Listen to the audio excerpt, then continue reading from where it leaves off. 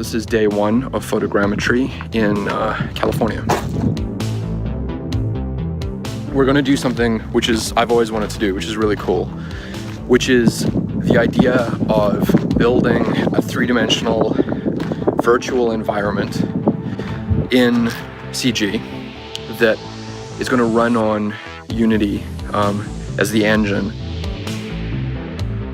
One of the things that Neil really wanted to do for this was like, let's go find a real location in the real world and see if there's a way to use that in the game engine. So the only really way to do that is to digitize real life somehow. Photogrammetry is mostly just taking a ton of pictures of static objects and then putting them into a capture program like Reality Capture, that's the one we use here, and solving those so they end up becoming 3D geometry. And then we can take that, put it in the game, and use that for the environments. And the cool thing is you can do this at home, like with your phone camera. There's lots of tutorials out there how to do it with a phone camera. And I've gone and done that, and it's just actually like, oh wow, that's pretty neat.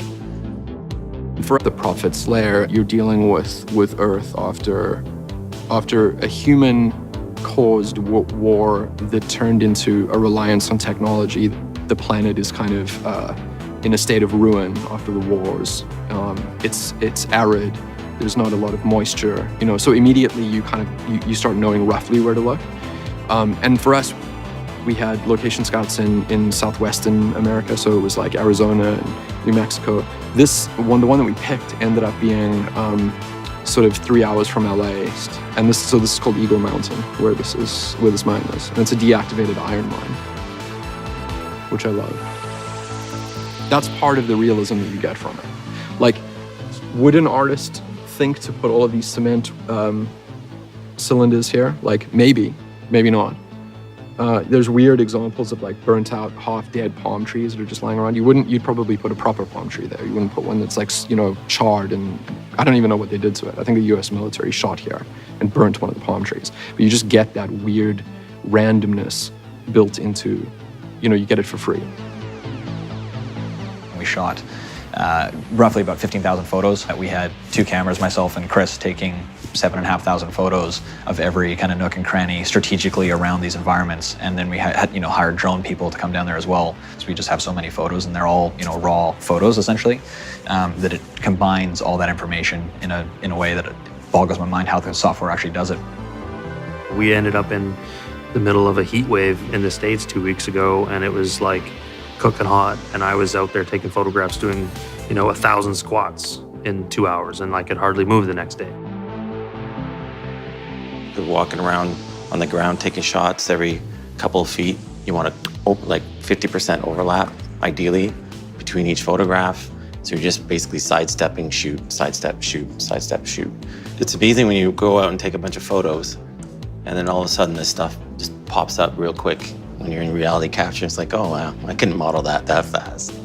You can see where all the camera nodes, where all these little things are all the positions of all the cameras, as everyone walked around it. So it gives you an idea of how many cameras you need for something that size. Like, it's not something that we could have done a few years ago. It just wasn't feasible yet. Now that, Unity's invested in the Olympic support, suddenly that door is opened up and that bridge is laid. And now we have that access point where we can get data in.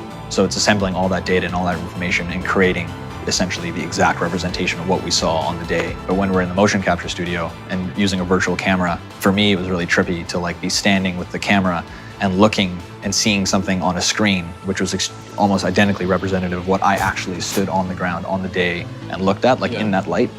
Call me old-fashioned, but it's amazing to me to be able to pick up a virtual camera as a production designer on my prep day and be walking around with, there's no lens, there's no camera, but there's the set. There's a digital set that I'm now basically walking around, set dressing a digital set.